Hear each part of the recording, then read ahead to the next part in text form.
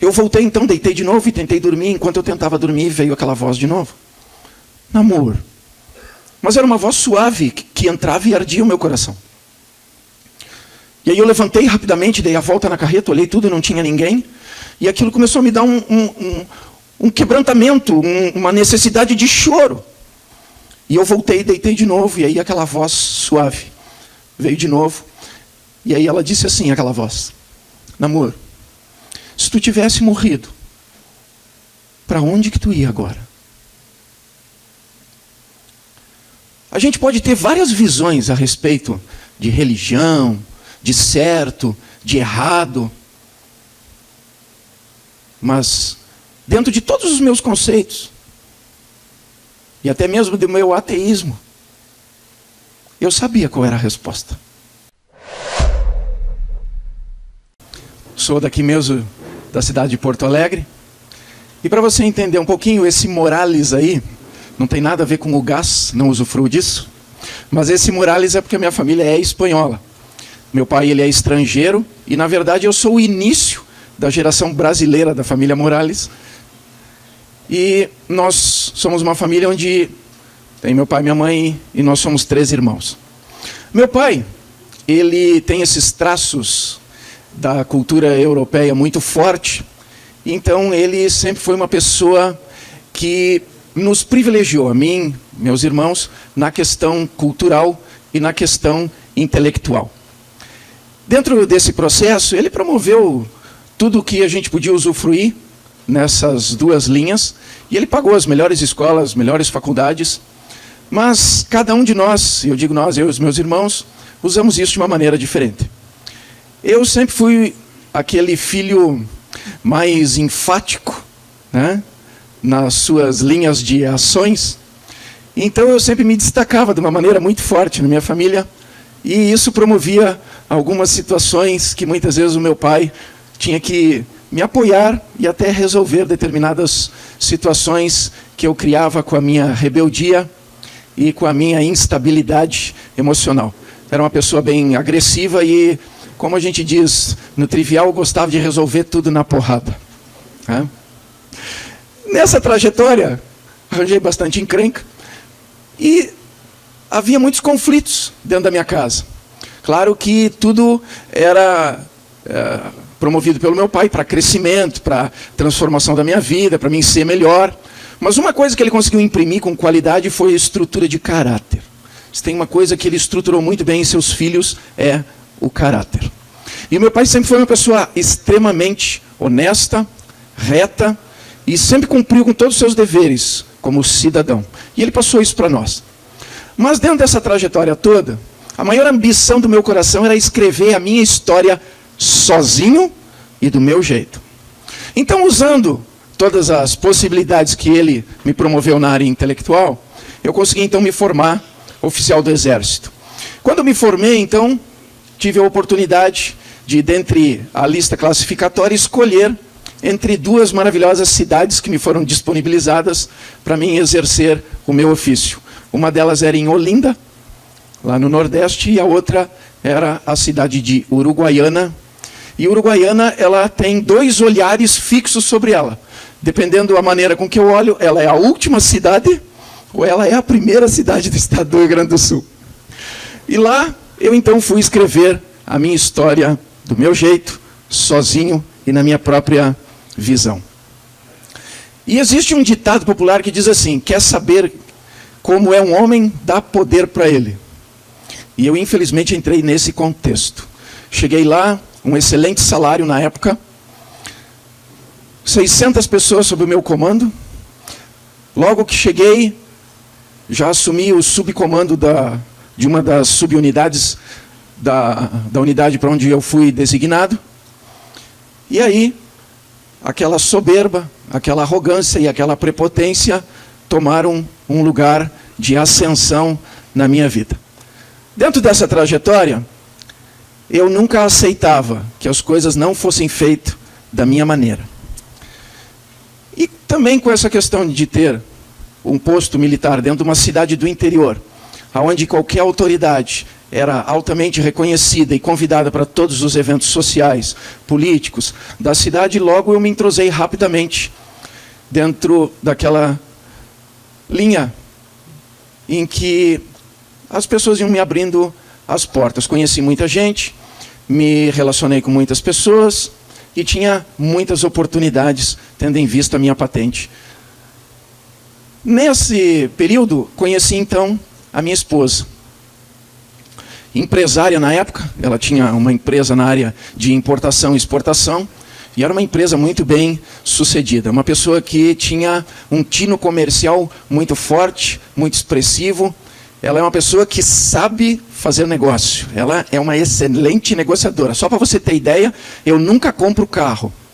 Eu sempre levo ela junto e o vendedor que se vire com ela.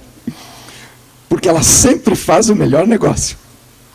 Só que naquela época, quando nós nos conhecemos e aí então nos tornamos noivo, eu comecei então a me associar a ela dentro do seu empreendimento e comecei inclusive a aportar recursos financeiros para promover o crescimento. E realmente a gente teve um crescimento muito grande, muito expressivo.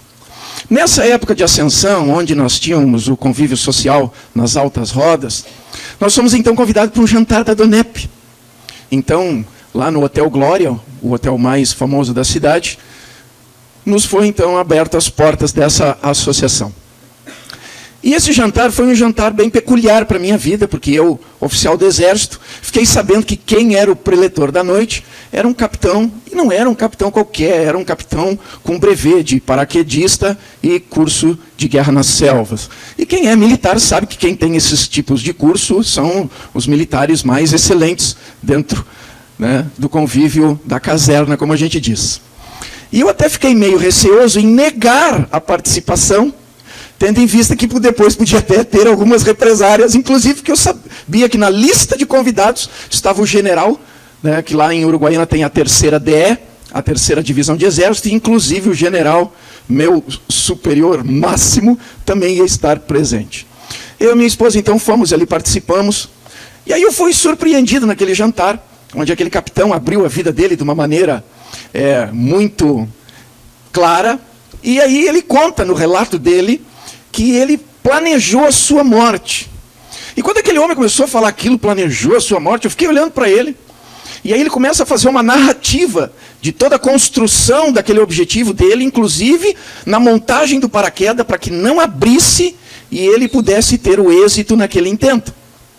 E aí eu fico olhando para aquele homem, ouvindo tudo aquilo, e na minha cabeça eu fico imaginando como é que depois ele ia estar ali, no convívio de todos, dentro do quartel, com aquela exposição toda. Mas o que mais me tocou naquele momento foi quando ele disse que algo sobrenatural fez com que o paraquedas abrisse e ele aterrissasse tranquilamente, sem um arranhão, no lugar onde estava designada a área de pouso. Naquele dia eu tive certeza absoluta de que além dele se expor daquela maneira, ele devia também ser louco. E eu e minha esposa saímos meio revoltados daquele jantar. Saí meio indignado. E eu fiquei pensando, mas com tanto lugar por aí. E aí nós continuamos a nossa vida, e eram muitas viagens, muita festa. Eu tinha um hall de amigos imenso. Tinha muita gente que ia na minha casa e pedia moto emprestada, caminhonete, carro. Era um convívio social maravilhoso. E dentro dessa trajetória toda, sendo eu com o perfil que eu defini agora no início, a minha esposa começou a enfrentar as maiores dificuldades dela dentro da empresa. E as dificuldades dela não eram financeiras, não eram nada que envolvesse a administração da empresa. O problema dela se chamava um só: namoro. Porque a última palavra sempre tinha que ser a minha. E eu olhava para ela, e no meu olhar eu tinha uma certeza absoluta de que ela era um soldado e só tinha 3 coisas para ela me dizer. Era sim, senhor, não, senhor, e quero ir embora. Eu tinha certeza disso. E isso criou vários problemas intensos, ao ponto de, dentre a vasta falta de sabedoria na administração da empresa, eu cometi os erros de emprestar cheque Mas assim, não eram cheques preenchidos. Eram cheques assinados. E fiquei fiador de pessoas, porque afinal de contas, né, eram pessoas da minha mais alta estima. E quando a minha esposa vinha dizer para mim, não faz isso, aí é que subia aquele calorão e eu fazia. Para resumir esse contexto, a situação foi a seguinte: a decadência foi enorme, nós perdemos tudo, e nesse perder tudo, às vezes as pessoas pensam, a pessoa usa como uma linguagem qualquer perder tudo. O dia que nós saímos de casa, nós saímos com pessoas botando lençóis no chão e jogando todas as coisas ali, pegando aquilo pela ponta e jogando em cima de caminhões. Assim nós saímos de casa.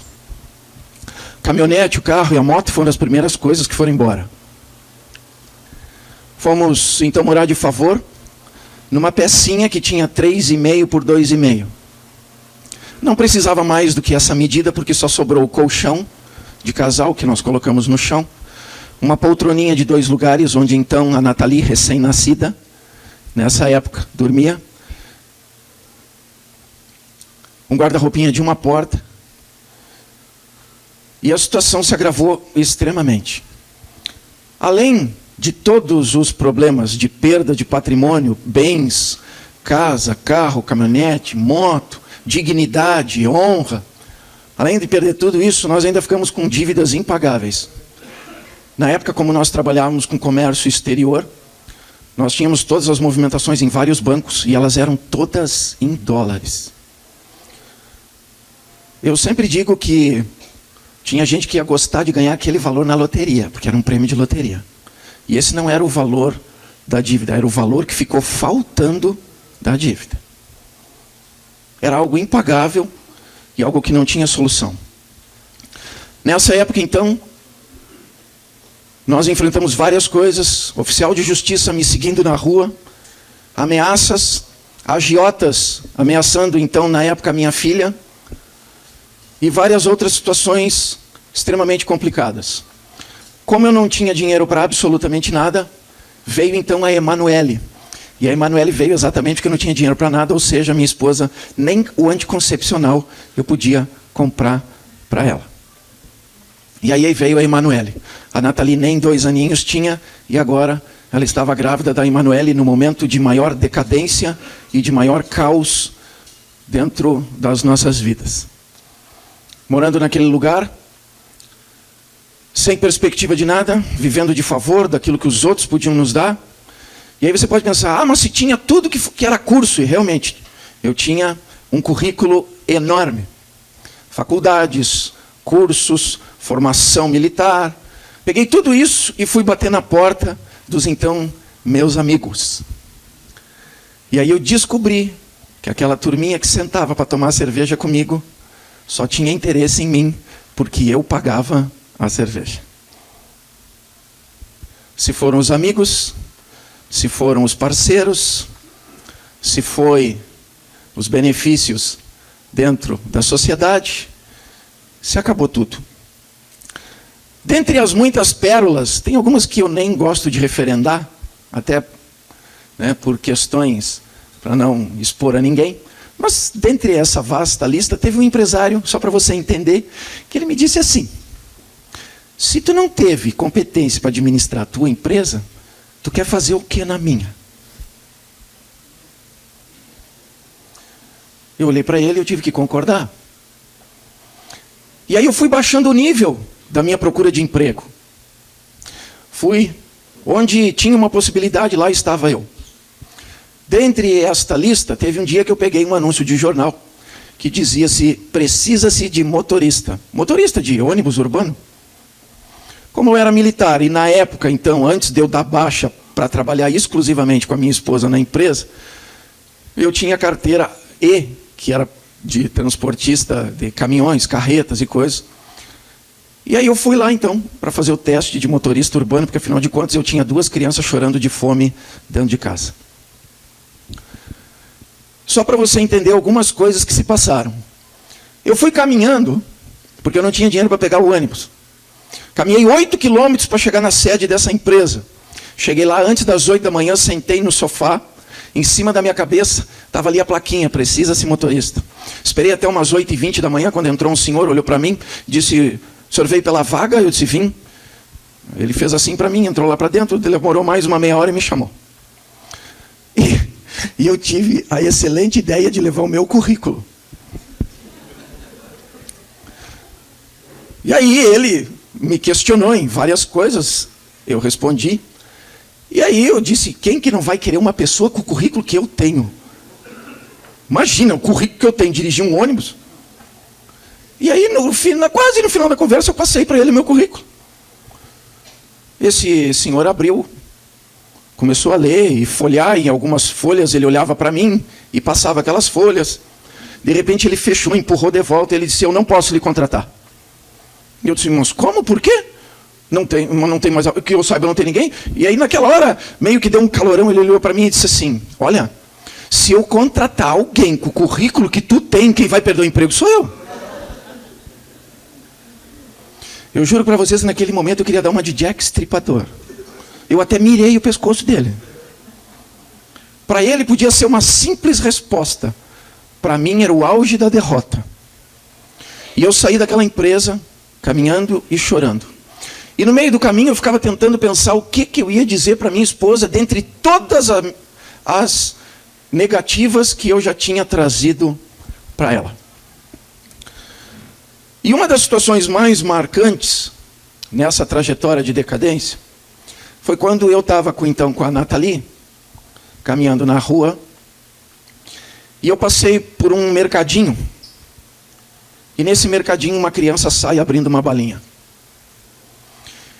E ela para e puxa a minha calça e me diz, papai, quer bala? Parece ser uma coisa tão simples. Mas um pai responder para uma filha que ele não tem como dar uma bala, eu digo para vocês que emocionalmente e sentimentalmente não é nada fácil. Ainda mais quando ela começa a gritar, chorar, e um monte de pessoas para na rua. E eu começo a ler nos olhos daquelas pessoas que pai que eu era. Eu fui com ela chorando até em casa. Ela só se acalmou quando a minha esposa pegou ela no colo.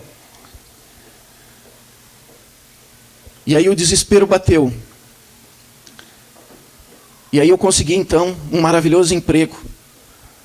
E eu digo maravilhoso emprego porque ele se tornou um grande problema para mim pelo seguinte. Eu consegui trabalhar de comissionado num táxi. Não tenho nada contra os taxistas. Mas o que aquilo promoveu? Porque aí eu trabalhava 24 por 24. Era 24 horas rodando, 24 horas descansando. E eu ganhava comissão, era 30% de todas as corridas que eu fazia. Só que aí eu descobri que os horários de maior rotatividade, inclusive de aporte financeiro, era na madrugada e em determinados locais. E eu fui trabalhar ali. E aí aquilo que já era um caos dentro da minha casa, se tornou um problema maior ainda. Por causa do tipo de mulheres que eu transportava no carro. E eu sempre digo, a gente pode enganar por muito tempo, mas não por todo o tempo. E aí quando eu e minha esposa tivemos um confronto muito grande, e que eu contei a verdade para ela, ela caiu desmaiada nos meus braços. Eu olhei para ela, e aí eu vi quem eu era. Eu vi que eu era um péssimo pai, um péssimo marido, e um péssimo homem. E aí você pode pensar, mas e a família? O meu pai foi a pessoa mais especial, porque ele me deu todo o apoio que ele podia me dar dentro dos limites. Ele pagou todos os meus advogados. E eu vou dizer uma coisa para vocês, eu tinha todos os tipos de processo. Desde criminais, civis e execuções. Todos.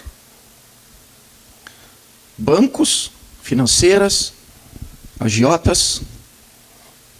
Era uma coleção de problemas. Não faltasse isso, eu ainda destruí toda e qualquer esperança que havia no coração da minha esposa.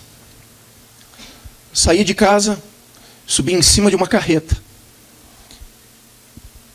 E eu literalmente, eu fui fugir.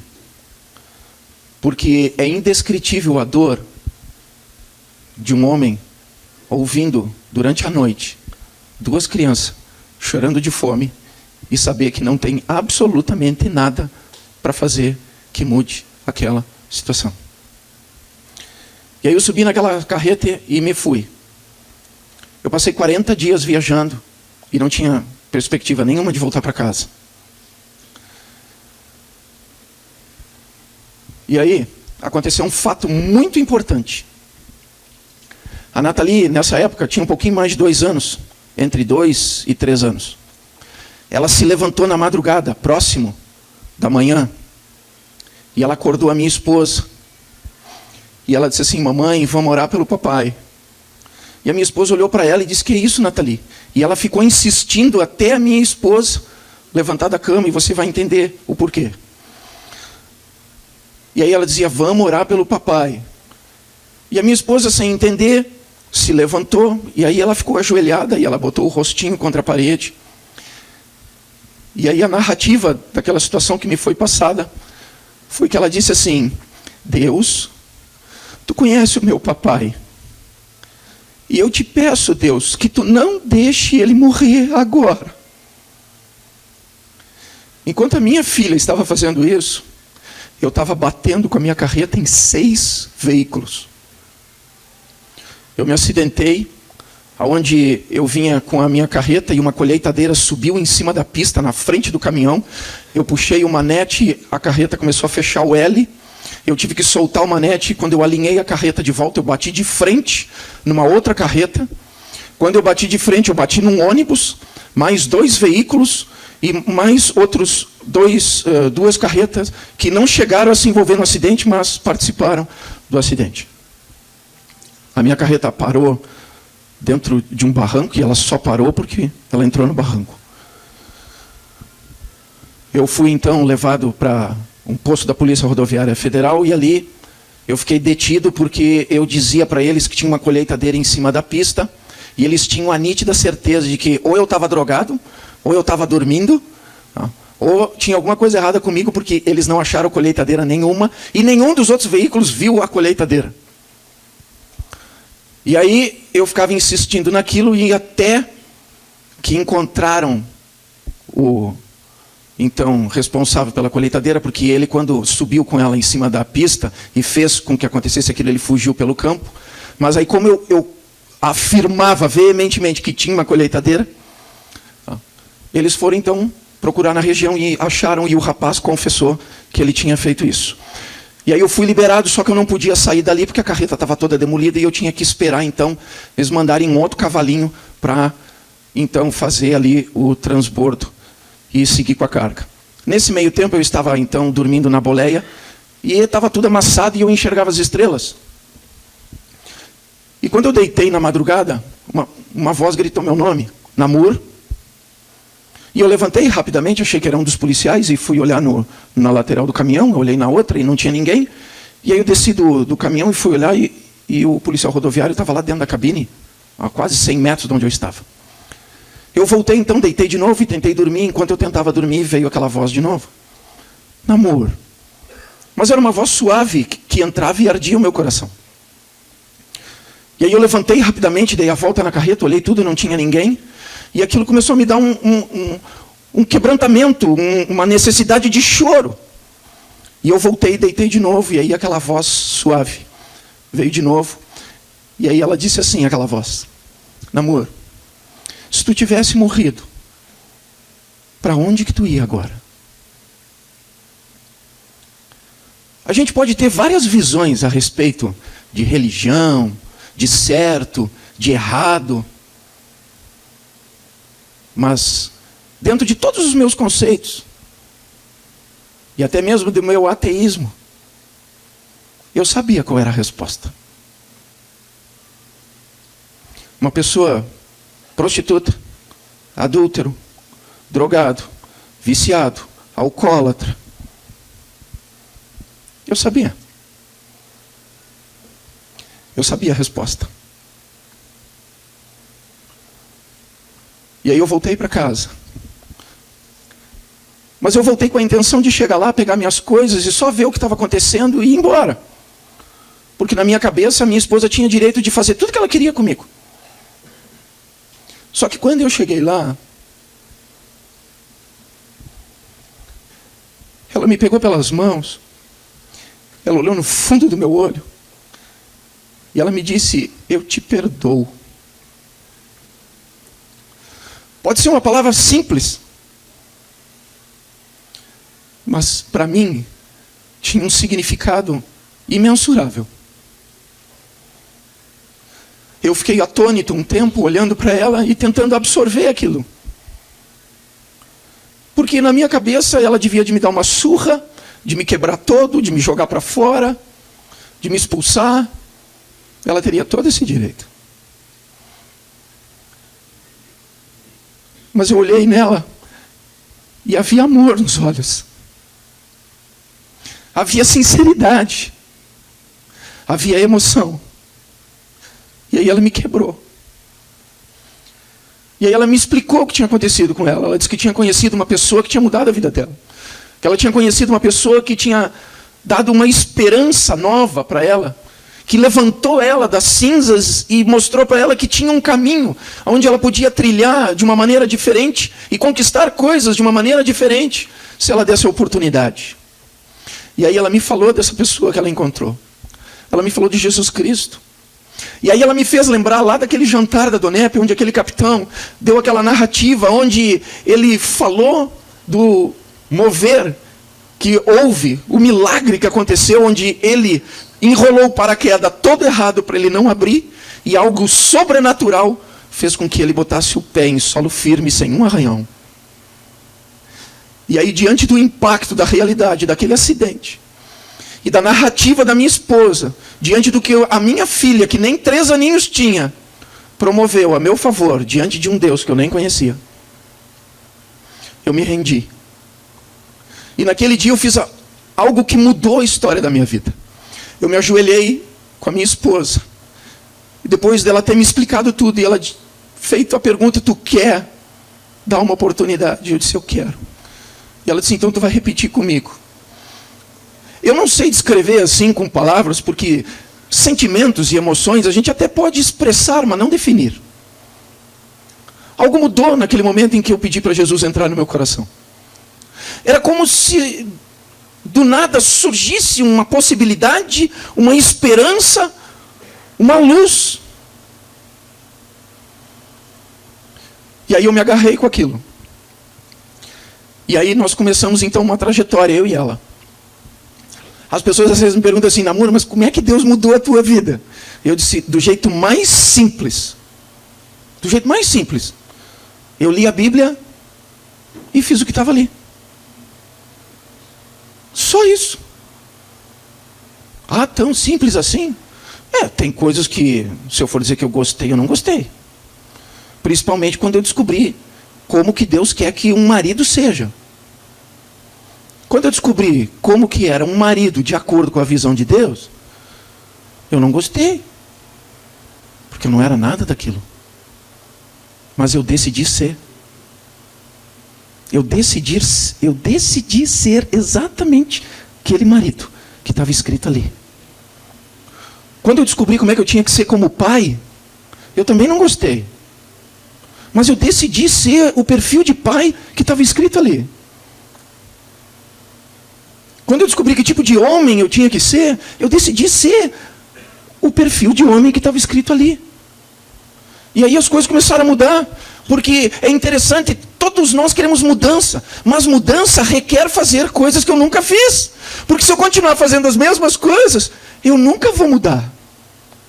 E aí eu decidi fazer as coisas que eu nunca fiz. E aí eu comecei a ser um melhor pai, um melhor esposo e um melhor homem. Eu comecei a ter experiências com Deus. Não só aquela experiência de possibilidade de morte, da onde eu fui resgatado com vida, mas experiências onde Ele mostrou que Ele é vivo, real, verdadeiro, e que a palavra dEle é verdade e é eficaz em tudo aquilo que ela diz que faz. Eu e minha esposa, não pensa que as coisas se resolveram assim, porque não é assim. Mas as mudanças geram transformação. Lá em Uruguaiana, é uma cidade extremamente fria e extremamente quente. E aí quente, eu estou falando de 47, 48 graus no verão. E frio, eu estou falando -2, -3. Já tive até a maravilhosa oportunidade de pegar -8 graus no inverno. Nessa época estava chegando o inverno. E era um inverno que estava sendo anunciado extremamente rigoroso. E as minhas filhas, tendo em vista os parcos recursos, estavam andando só de fraldinha e de pé descalço. E nós não tínhamos recurso financeiro para nada, até porque, só para você ter uma ideia, depois do episódio da carreta, eu fui então trabalhar ajudando pessoas. E aí eu ganhava, só pelaquela ajuda que eu fazia, era, como a gente diz lá, era biscate. Né? Vivia de biscate. Mas aí eu conseguia comprar fralda, eu conseguia trazer um pacotinho de feijão, eu conseguia trazer um pacotinho de arroz, um litrinho de leite, eu conseguia. Só que comprar roupa e calçado era outra coisa. E aí nós aprendemos a orar. Coisa que a minha filha de menos de 3 anos aprendeu primeiro do que nós. E nós começamos então a dizer para Deus: Senhor, aqui está escrito assim, assim, assim. Teve um dia, já então iniciado o inverno, a gente conseguiu algumas roupinhas assim para quebrar o galho, mas tocaram a campainha da porta. E eu era assim, cada vez que tocava a campainha, me dava um tremor do alto da cabeça até a planta dos pés. Pelo seguinte, sempre era cobrador. Ou era oficial de justiça. Ou era alguém dizendo que ia me matar. Sempre. Então cada vez que alguém tocava, eu tremia por dentro. E aí eu ia abrindo a porta assim, meio de ladinho. Só que aí eu olhei, tinha um homem de amarelo com azul. E eu disse: meu, é o carteiro. Eu disse: lá vem outra intimação. Abri a porta, olhei para ele: senhor, que é o seu namoro? Eu disse: sou eu. Tenho uma encomenda aqui para o senhor. Aí eu olhei, tinha uma caixa enorme nos pés dele. Eu disse: para mim? Tem essa encomenda, o senhor assina aqui. Aí eu assinei rapidinho, botei a caixa para dentro, vá, aquele mundo de ideia, né? E aí abri rapidamente a caixa. Tinha todo enxoval de inverno. Para mim, para minha esposa e para minhas 2 filhas. E não era roupa usada, porque nós tiramos etiqueta por etiqueta de cada peça. Deus começou a mover as coisas. Tem um versículo que diz: e o meu Deus, conforme a sua riqueza em glória por Cristo Jesus, há de suprir cada uma das vossas necessidades. Esse era o versículo que eu lembrava a Deus. Porque o que eu mais tinha era necessidade. E aí começaram a acontecer coisas. E a gente começou a ver Deus trabalhando. E a primeira coisa que Ele restaurou fui eu mesmo. Porque o ser humano, ele tem problema com perdão. Mas tem problema maior ainda em perdoar-se a si mesmo. Nessa trajetória, eu comecei a então ver Deus com todo carinho movimentando as coisas. Nesse movimentar em que nós estávamos então tendo algumas coisas diferentes na nossa vida, veio então uma intimação da seguinte forma: 24 horas para pagar a dívida ou prisão. E aí você pode pensar, como todo brasileiro pensa: mas por dívida ninguém vai preso. É verdade, mas quem é da área jurídica sabe que até uns 10 anos atrás tinha 2 coisas que botavam um homem na prisão. Hoje só tem uma. Pensão alimentícia e infiel depositário. E era exatamente o que eu era, infiel depositário, porque alguns bens que eu afiancei para determinadas pessoas, sumiram, eu me tornei o principal responsável, e era o mesmo banco, a mesma instituição financeira, aonde nós tínhamos toda a movimentação da empresa, e lá estava o prêmio da loteria. Eles usaram de uma manobra jurídica para colocar tudo num rolo só, fazer um bolinho só, e me colocarem na parede. E a decisão que eu peguei do juiz, mediante o mandato, foi esse: pagar a dívida em 24 horas ou ir preso. Óbvio que não tinha como pagar. Era impagável. Óbvio que bateu desespero. Óbvio que houve choro, lágrimas. Eu diria até que pavor e terror no meu coração. Porque diante de tudo aquilo que já tinha acontecido, tudo aquilo que já tinha se desenrolado, todas as situações que tinham se manifestado, agora mais essa. Só que aí, eu e minha esposa fomos fazer algo que a gente nunca fez. Nós fomos então chorar e pedir socorro para Deus. A madrugada inteira. A madrugada inteira. E a gente só dormiu do cansaço. E a gente dormiu enquanto pedia socorro para Deus. Só que quando a gente despertou no outro dia, é aquilo que eu digo, não dá para expressar com palavras, mas tinha algo no meu coração que estava me dando paz. E aí você pode pensar, como é que alguém que vai ser preso em menos de 3 horas vai ter paz? Mas Jesus diz: eu vos dou a minha paz, não como o mundo a dá, mas uma paz que excede todo entendimento. E quando a gente tem Deus com a gente, é diferente. Porque tem um outro versículo que diz: entrega o teu caminho ao Senhor, confia nele, e ele então tudo fará. E eu só tinha uma pessoa para me agarrar, era Deus. Só tinha uma pessoa para confiar, Deus. Só tinha uma pessoa para mim crer que podia mudar alguma coisa na minha vida, Deus. Quando faltava alguns minutos para fechar o banco, eu disse para minha esposa: eu vou lá no banco. Ela disse: o que tu vai fazer? O que eu vou fazer lá? Eu não sei, mas tem uma coisa dizendo dentro de mim que é para mim ir lá. Ela disse: mas como assim? Eu disse: olha, eu não sei nem que eu vou lá me ajoelhar nos pés do gerente e chorar, mas eu vou lá. Eu não sei, mas algo está me dizendo que é para mim ir lá. E aí eu fui, cheguei no banco, faltava 5 minutos quase para fechar a porta, porque eu fui caminhando. Entrei lá, sentei na frente do gerente. Ele olhou para mim e perguntou o que eu estava fazendo ali. Eu disse: olha, eu vim aqui para ver o que a gente pode fazer. Aí ele disse: tá, qual é o número da tua conta? Aí ele pegou o número da minha conta, digitou, olhou na tela do computador, olhou para mim, olhou para a tela do computador, olhou para mim. E ele disse: namoro, eu não estou entendendo o que você está fazendo aqui. Eu disse: mas como assim? Vocês me mandaram um mandado? Eu vou ser preso daqui a algumas horas se eu não pagar a dívida. E ele olhou para mim e disse assim: olha, namoro, a tua dívida está paga? Eu disse: não está paga porque eu não paguei. Aí ele disse: não, está paga. Só que aí ficou uma questão ali muito forte, porque eu afirmava para ele que eu não tinha pago. E não tinha ninguém na cidade. E nem o maior agiota da cidade tinha nem 10% daquele valor. E outra, o maior agiota da cidade, o maior prazer dele era me pegar pelo pescoço e terminar o que ele queria terminar. Aí ele ficou preocupado e achou que era erro do sistema. Ele saiu dali e foi falar com o caixa.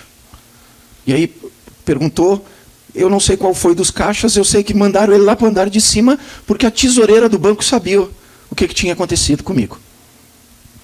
Para encurtar a história, ele desceu, ficou aguardando ela vir. Quando ela chegou, eu estava sentado na cadeira, ela olhou para mim: o senhor que é o seu namoro? Eu: sim, sou eu. Aí eu queria lhe conhecer. Eu olhei para ela, eu disse: ai meu Deus, será que eu estou devendo para ela? Eu disse: me conhecer? É assim, porque o senhor me deu um trabalho enorme para mim e para a minha equipe hoje. Eu disse: eu lhe dei um trabalho? Ela: sim. E aí ela deu a narrativa toda. Ela disse que chegou um homem na sala dela. Esse homem tinha um grande pacote na mão, tinha um cabelo grisalho, barba branca. E a descrição dela foi assim: ele tinha um semblante que parecia que entrava dentro de mim. Era um semblante tão intenso que parecia que ele sabia tudo da minha vida. Aquele homem me marcou. Um homem que eu nunca vi aqui na cidade. Ele deixou o pacote em cima da mesa e me entregou um papel. Quando eu peguei o papel, estava o seu nome, o número do seu CPF, o número da sua conta, e ele disse assim: isso aqui é para pagar a conta do namoro. E quando eu peguei o pacote e olhei, ele não estava mais ali. E nós ficamos muito tempo contando, porque a maioria das notas eram notas de pequeno valor. E aí você pode pensar: esse cara aí é mais louco do que aquele capitão do jantar.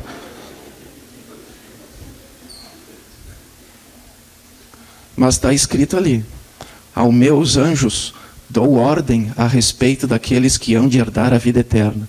E está escrito ali: eu sou o dono de todo o ouro e de toda a prata. Se você me perguntar quem foi lá, humanamente eu vou dizer não sei.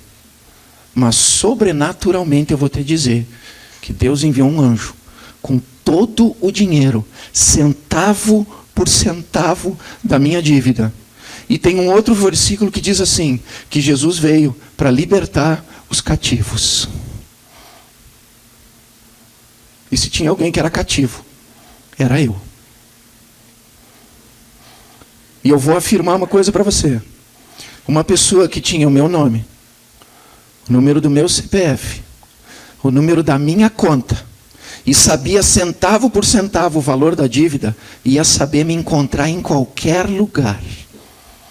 Eu dou testemunho por todos os lugares onde os capítulos da Donep lembram de mim. Até hoje, ninguém se apresentou como credor. Teve uma vez que eu estava num jantar da Donep, em Criciúma, e o dono do jornal, o jornal Decri, o jornal de Criciúma, estava sentado na mesa. Ele fez um desafio comigo. Ele me disse assim: Namur, essa história é verdade? Eu disse: se não fosse, eu não contaria. Ele disse: tu escreve essa história no jornal? Eu disse: escrevo. Então eu vou publicar. Aí eu disse para ele: só que tem o seguinte: eu faço o texto e tu edita exatamente o meu texto. Senão não te dou a história. Porque, com todo respeito, você sabe como é que é repórter, né? Eu disse: pode me dar aqui. Eu mandei para ele por e-mail.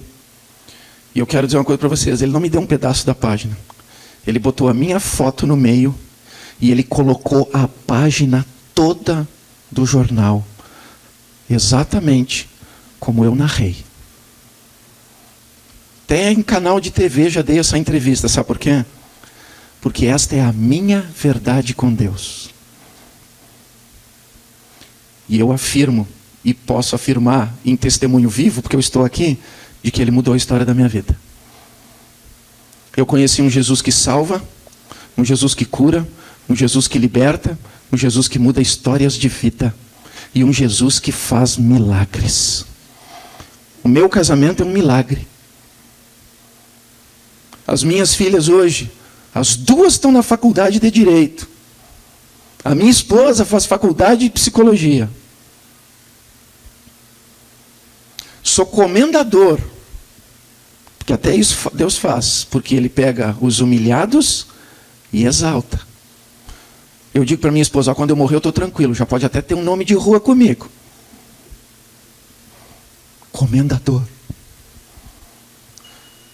E aí você pode pensar: mas até onde Deus foi com isso? Deus fez loucuras.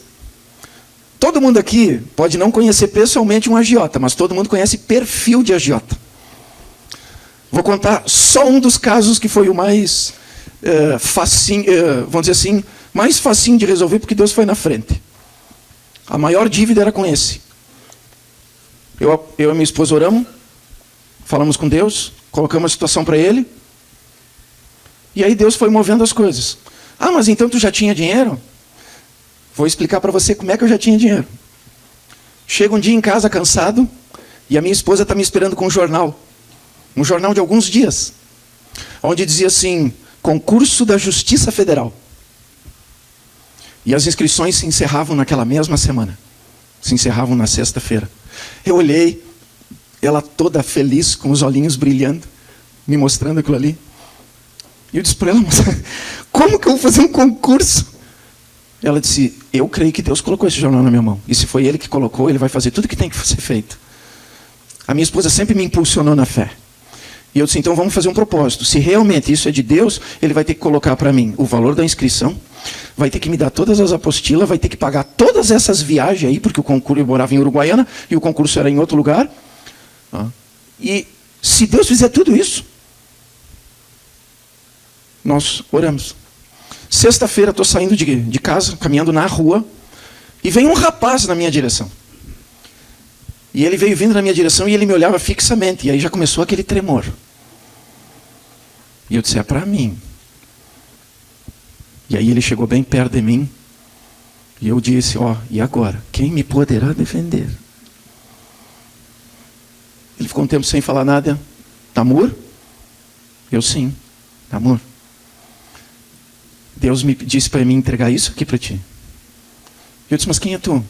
Ele disse, olha, eu vinha, Deus falou comigo, disse que era para mim entrar nessa rua, dobrar aqui, que eu ia encontrar uma pessoa que estava assim, assim, assim, com essa roupa que tu tá, e que o teu nome era Namor. Ele me abraçou, ele falou palavras no meu ouvido, e ele foi embora. Fiquei olhando para ele e segurando aquele envelope. Quando eu abri o envelope, estava o dinheiro exato da inscrição do concurso. Aí eu fui correndo para minha casa e fui lá, contei tudo para minha esposa. Ela disse, mas tu correu para o lado errado, vai lá no banco.